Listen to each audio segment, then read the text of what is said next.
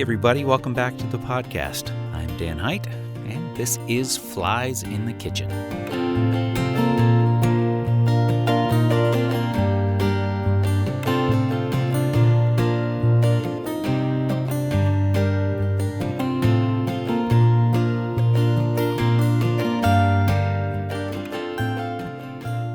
This month I decided to do something a little different and share something with you that I did several years ago. I ran across this website called LibriVox.org, where anyone can volunteer to read and record stories that are in the public domain.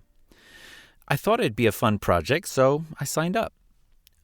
One of the requests was to find and record any children's story that was in the public domain and record it for an online anthology they were putting together.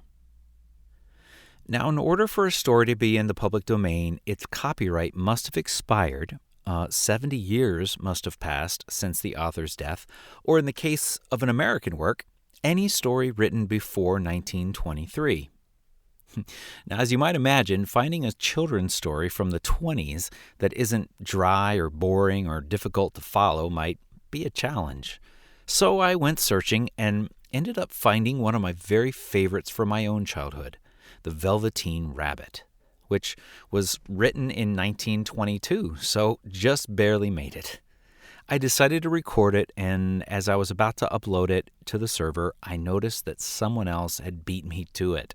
It was a pretty popular story, and they didn't need two recordings of the same story, so I set it aside.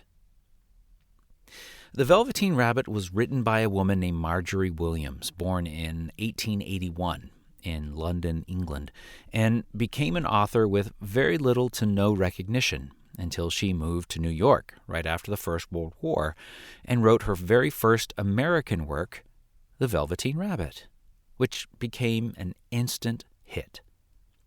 It's a story that speaks not only to children, but to grown-ups who are questioning their very importance, their realness, so to speak, and what it really means to be real. Maybe this is why it's lasted and has been so well loved for close to a century. The universal relevance of what it means to matter to someone, to be important to another person. In this time of uncertainty and change, we might do well to notice who we are to each other, to be the kind of person that others can look to as, well, real and honest and true. Marjorie Williams wrote that life is a process of constant change. There are departures for some and arrivals for others, and the process allows us to grow and persevere. So recently I was going through some old files on my computer and I ran across this recording. I sat and I listened to the whole thing, and I found myself responding emotionally to this story, again, after all these years, which is kind of a weird thing, by the way, especially it being your own voice. But I decided that it was just too good a story not to share. So I posted it to my SoundCloud, but I also decided that during this holiday season, I'd share it with you too. A story of a Christmas present to a young boy and the journey to become real. It's a great story, and I hope you enjoy it. I cleaned up the audio a little bit and added a little music there just to round it out. I do hope you have a great holiday season, and I look forward to catching up with you again after the new year with some more great stories to share. Thanks.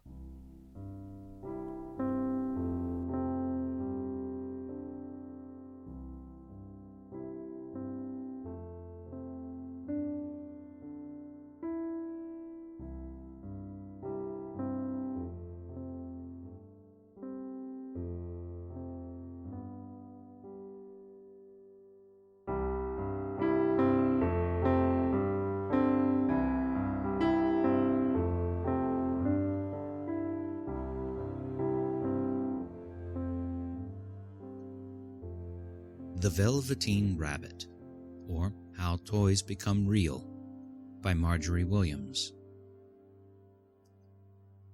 There once was a Velveteen rabbit, and in the beginning he was really splendid. He was fat and bunchy, as a rabbit should be.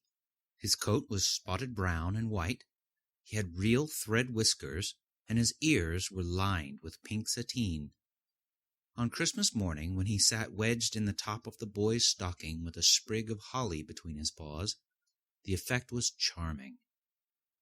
There were other things in the stocking, nuts and oranges and a toy engine, and chocolate almonds and a clockwork mouse, but the rabbit was quite the best of all. For at least 2 hours the boy loved him, and then aunts and uncles came to dinner, and there was a great rustling of tissue paper and unwrapping of parcels, and in the excitement of looking at all the new presents, the Velveteen Rabbit was forgotten. For a long time he lived in the toy cupboard or on the nursery floor, and no one thought very much about him. He was naturally shy, and being made only of velveteen, some of the more expensive toys quite snubbed him. The mechanical toys were very superior, and looked down upon every one else. They were full of modern ideas, and pretended they were real. The model boat, who had lived through 2 seasons and lost most of his paint, caught the tone from them and never missed an opportunity of referring to his rigging in technical terms. The rabbit could not claim to be a model of anything, for he didn't know that real rabbits existed. He thought they were all stuffed with sawdust like himself, and he understood that sawdust was quite out of date and should never be mentioned in modern circles. Even Timothy, the jointed wooden lion, who was made by the disabled soldiers and should have had broader views, put on airs and pretended he was connected with government. Between them all, the poor little rabbit was made to feel himself very insignificant and commonplace, and the only person who was kind to him at all was the Skin Horse. The Skin Horse had lived longer in the nursery than any of the others. He was so old that his brown coat was bald in patches and showed the seams underneath, and most of the hairs in his tail had been pulled out to string bead necklaces. He was wise, for he had seen a long succession of mechanical toys arrive to boast and swagger, and by break their mainsprings and pass away, and he knew that they were only toys, and would never turn into anything else. For nursery magic is very strange and wonderful, and only those playthings that are old and wise and experienced, like the Skin Horse, understand all about it. "What is real?" asked the rabbit one day, when they were lying side by side near the nursery fender before Nana came to tidy the room. "Does it mean having things that buzz inside you and a stick-out handle?" "Real isn't how you are made," said the Skin Horse. "It's a thing that happens to you. When a child loves you for a long, long time, not just to play with, but really loves you, then you become real." "Does it hurt?" asked the rabbit. "Sometimes," said the Skin Horse, for he was always truthful. "When you are real, you don't mind being hurt." "Does it happen all at once, like being wound up?" he asked, "or bit by bit?" "It doesn't happen all at once," said the Skin Horse. "You become. It takes a long time. That's why it doesn't happen often to people who break easily, or have sharp edges, or who have to be carefully kept. Generally, by the time you are real, most of your hair has been loved off, and your eyes drop out, and you get loose in the joints and very shabby. But these things don't matter at all, because once you are real, you can't be ugly, except to people who don't understand." "I suppose you are real," said the rabbit, and then he wished he had not said it, for he thought the Skin Horse might be sensitive. But the Skin Horse only smiled. "The boy's uncle made me real," he said. "That was a great many years ago, but once you are real, you can't become unreal again. It lasts for always." The rabbit sighed. He thought it would be a long time before this magic called real happened to him. He longed to become real, to know what it felt like, and yet the idea of growing shabby and losing his eyes and whiskers was rather sad. He wished that he could become it without these uncomfortable things happening to him. There was a person called Nana who ruled the nursery. Sometimes she took no notice of the playthings lying about, and sometimes, for no reason whatever, she went swooping about like a great wind and hustled them away in cupboards. She called this tidying up, and the playthings all hated it, especially the tin ones. The rabbit didn't mind it so much, for wherever he was thrown, he came down soft. One evening, when the boy was going to bed, he couldn't find the china dog that always slept with him. Nana was in a hurry, and it was too much trouble to hunt for china dogs at bedtime, so she simply looked about her, and seeing that the toy cupboard door stood open, she made a swoop. "Here," she said, "take your old bunny. He'll do to sleep with you." And she dragged the rabbit out by one ear and put him into the boy's arms. That night, and for many nights after, the Velveteen Rabbit slept in the boy's bed. At first he found it rather uncomfortable, for the boy hugged him very tight, and sometimes he rolled over on him, and sometimes he pushed him so far under the pillow that the rabbit could scarcely breathe. And he missed, too, those long moonlight hours in the nursery when all the house was silent, and his talks with the skin horse.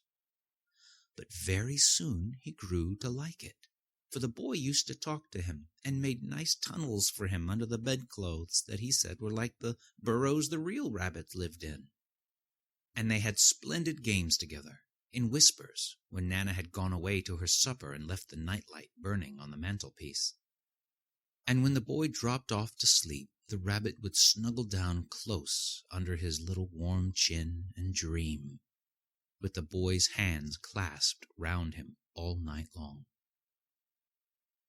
And so time went on, and the little rabbit was very happy, so happy that he never noticed how his beautiful velveteen fur was getting shabbier and shabbier, and his tail becoming unsewn, and all the pink rubbed off of his nose where the boy had kissed him.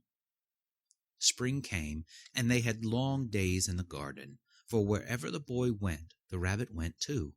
He had rides in the wheelbarrow, and picnics on the grass, and lovely fairy huts built for him under the raspberry canes behind the flower border. And once, when the boy was called away suddenly to go out to tea, the rabbit was left out on the lawn until long after dusk, and Nana had to come look for him with a candle because the boy couldn't go to sleep unless he was there. He was wet through with the dew and quite earthy from diving into the burrows the boy had made for him in the flower bed, and Nana grumbled as she rubbed him off with a corner of her apron. "You must have your old bunny," she said. "Fancy all that fuss for a toy." The boy sat up in bed and stretched out his hands. "Give me my bunny," he said. "You mustn't say that. He isn't a toy, he's real." When the little rabbit heard that, he was happy, for he knew that what the skin horse had said was true at last. The nursery magic had happened to him, and he was a toy no longer. He was real. The boy himself had said it. That night he was almost too happy to sleep, and so much love stirred in his little sawdust heart that it almost burst. And into his boot-button eyes, that had long ago lost their polish, there came a look of wisdom and beauty, so that even Nana noticed it the next morning when she picked him up and said, "I declare if that old bunny hasn't got quite a knowing expression." That was a wonderful summer. Near the house where they lived there was a wood, and in the long June evenings the boy liked to go there after tea to play. He took the Velveteen Rabbit with him, and before he wandered off to pick flowers, or play at brigands among the trees, he always made the rabbit a little nest somewhere among the bracken, where he would be quite cozy, for he was a kind-hearted little boy, and he liked Bunny to be comfortable. One evening, while the rabbit was lying there alone, watching the ants that ran to and fro between his velvet paws in the grass, he saw two strange beings creep out of the tall bracken near him. They were rabbits, like himself, but quite furry and brand new. They must have been very well made, for their seams didn't show at all, and they changed shape in a queer way when they moved. One minute they were long and thin, and the next minute fat and bunchy, instead of always staying the same like he did. Their feet padded softly on the ground, and they crept quite close to him, twitching their noses while the rabbit stared hard to see which side the clockwork stuck out, for he knew that people who jump generally have something to wind them up. But he couldn't see it. They were evidently a new kind of rabbit altogether. They stared at him, and the little rabbit stared back, and all the time their noses twitched. "Why don't you get up and play with us?" one of them asked. "I don't feel like it," said the rabbit, for he didn't want to explain that he had no clockwork. "Oh," said the furry rabbit, "it's as easy as anything." And he gave a big hop sideways and stood on his hind legs. "I don't believe you can," he said. "I can," said the little rabbit. "I can jump higher than anything." He meant when the boy threw him, but of course he didn't want to say so. "Can you hop on your hind legs?" asked the furry rabbit. That was a dreadful question, for the Velveteen rabbit had no hind legs at all. The back of him was made all in one piece, like a pincushion. He sat still in the bracken and hoped that the other rabbits wouldn't notice. "I don't want to," he said again. But the wild rabbits have very sharp eyes, and this one stretched out his neck and looked. "He hasn't got any hind legs," he called out. "Fancy a rabbit without any hind legs!" And he began to laugh. "I have!" cried the little rabbit. I have got hind legs. I'm sitting on them." "Then stretch them out and show me, like this," said the wild rabbit. And he began to whirl around and dance till the little rabbit got quite dizzy. "I don't like dancing," he said. "I'd rather sit still." But all the while he was longing to dance, for a funny new tickly feeling ran through him, and he felt he would give anything in the world to be able to jump about like these rabbits did. The strange rabbit stopped dancing and came quite close. He came so close this time that his long whiskers brushed the Velveteen rabbit's ear. And then he wrinkled his nose suddenly and flattened his ears and jumped backwards. "He doesn't smell right," he exclaimed. "He isn't a rabbit at all. He isn't real." "I am real," said the little rabbit. "I am real. The boy said so." And he nearly began to cry. Just then there was a sound of footsteps, and the boy ran past near them. And with a stamp of feet and a flash of white tails, the two strange rabbits disappeared. "Come back and play with me," called the little rabbit. "Oh, do come back. I know I am real." But there was no answer. Only the little ants ran to and fro, and the bracken swayed gently where the two strangers had passed. The Velveteen rabbit was all alone. "Oh dear," he thought. "Why did they run away like that? Why couldn't they stop and talk to me?" For a long time he lay very still, watching the bracken and hoping that they would come back. But they never returned, and presently the sun sank lower and the little white moths fluttered out, and the boy came and carried him home.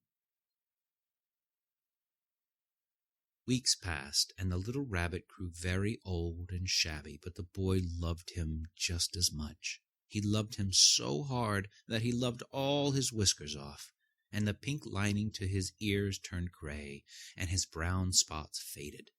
He even began to lose his shape, and he scarcely looked like a rabbit any more, except to the boy. To him, he was always beautiful, and that was all the little rabbit cared about. He didn't mind how he looked to other people, because the nursery magic had made him real. And when you are real, shabbiness doesn't matter. And then, one day, the boy was ill. His face grew very flushed, and he talked in his sleep, and his little body was so hot that it burned the rabbit when he held him close. Strange people came and went in the nursery, and a light burned all night, and through it all the Velveteen rabbit lay there, hidden from sight under the bedclothes, and he never stirred, for he was afraid that if they found him someone might take him away, and he knew that the boy needed him.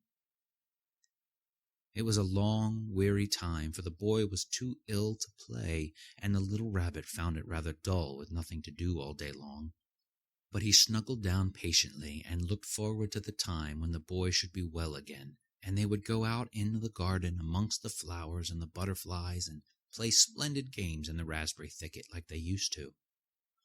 All sorts of delightful things he planned, and while the boy lay half asleep, he crept up close to the pillow and whispered them in his ear, and presently the fever turned and the boy got better. He was able to sit up in bed and look at picture books, while the little rabbit cuddled close at his side, and one day they let him get up and dress. It was a bright sunny morning, and the windows stood wide open. They had carried the boy out onto the balcony wrapped in a shawl, and the little rabbit lay tangled up among the bedclothes, thinking. The boy was going to the seaside tomorrow. Everything was arranged, and now it only remained to carry out the doctor's orders. They talked about it all, while the little rabbit lay under the bedclothes with just his head peeping out, and listened. The room was to be disinfected, and all the books and toys that the boy had played with in bed must be burned. "Hurrah!" thought the little rabbit. "Tomorrow we shall go to the seaside!" For the boy had often talked of the seaside, and he wanted very much to see the big waves coming in, and the tiny crabs, and the sand castles. Just then Nana caught sight of him. "How about his old bunny?" she asked. "That?" said the doctor. "Why, it's a mass of scarlet fever germs. Burn it at once." "What? Nonsense! Get him a new one. He mustn't have that any more." And so the little rabbit was put into a sack with the old picture books and a lot of rubbish, and carried out to the end of the garden behind the fowl house. That was a fine place to make a bonfire, only the gardener was too busy just then to attend to it. He had the potatoes to dig and the green peas to gather, but next morning he promised to come quite early and burn the whole lot. That night the boy slept in a different bedroom, and he had a new bunny to sleep with him. It was a splendid bunny, all white plush with real glass eyes, but the boy was too excited to care very much about it, for tomorrow he was going to the seaside, and that in itself was such a wonderful thing that he could think of nothing else. And while the boy was asleep, dreaming of the seaside, the little rabbit lay among the old picture books in the corner behind the fowl house, and he felt very lonely. The sack had been left untied, and so by wriggling a bit he was able to get his head through the opening and look out. He was shivering a little, for he had always been used to sleeping in a proper bed, and by this time his coat had worn so thin and so threadbare from hugging that it was no longer any protection to him. Nearby he could see the thicket of raspberry canes, growing tall and close like a tropical jungle, in whose shadow he had played with the boy on bygone mornings. He thought of those long sunlit hours in the garden, how happy they were, and a great sadness came over him. He seemed to see them all pass before him, each more beautiful than the other.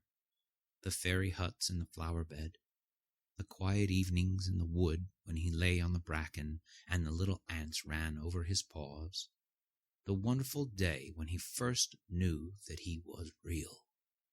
He thought of the skin horse, so wise and gentle, and all that he had told him. Of what use was it to be loved and lose one's beauty and become real if it all ended like this?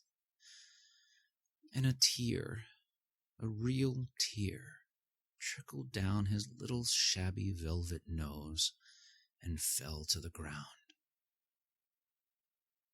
And then a strange thing happened. For where the tear had fallen, a flower grew out of the ground, a mysterious flower, not at all like any that grew in the garden. It had slender green leaves the color of emeralds, and in the center of the leaves a blossom like a golden cup. It was so beautiful that the little rabbit forgot to cry and just lay there watching it. And presently the blossom opened, and out of it there stepped a fairy. She was quite the loveliest fairy in the whole world. Her dress was of pearl and dewdrops, and there were flowers round her neck and in her hair, and her face was like the most perfect flower of all. And she came close to the little rabbit and gathered him up in her arms and kissed him on his velveteen nose that was all damp from crying. "Little rabbit," she said, "don't you know who I am?" The rabbit looked up at her, and it seemed to him that he had seen her face before, but he couldn't think where. "I am the nursery magic fairy," she said. "I take care of all the playthings that the children have loved. When they are old and worn out and the children don't need them any more, then I come and take them away with me and turn them into real." "Wasn't I real before?" asked the little rabbit. "You were real to the boy," the fairy said, "because he loved you. Now you shall be real to everyone." And she held the little rabbit close in her arms and flew with him into the wood. It was light now, for the moon had risen. All the forest was beautiful, and the fronds of the bracken shone like frosted silver. In the open glade between the tree trunks, the wild rabbits danced with their shadows on the velvet grass. But when they saw the fairy, they all stopped dancing and stood round in a ring to stare at her. "I've brought you a new playfellow," the fairy said.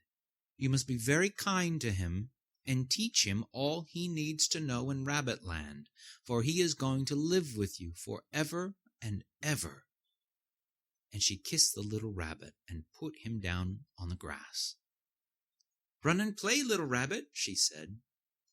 But the little rabbit sat quite still for a moment and never moved, for when he saw all the wild rabbits dancing round him, he suddenly remembered about his hind legs, and he didn't want them to see that he was made in all one piece. He did not know that when the fairy kissed him that last time, she had changed him altogether, and he might have sat there a long time, too shy to move, if just then something hadn't tickled his nose, and before he thought what he was doing, he lifted his hind toe to scratch it, and he found that he actually had hind legs. Instead of dingy velveteen, he had brown fur, soft and shiny. His ears twitched by themselves, and his whiskers were so long that they brushed the grass. He gave one leap, and the joy of using those hind legs was so great that he went springing about the turf on them, jumping sideways and whirling around as the others did, and he grew so excited that when at last he did stop to look for the fairy, she had gone.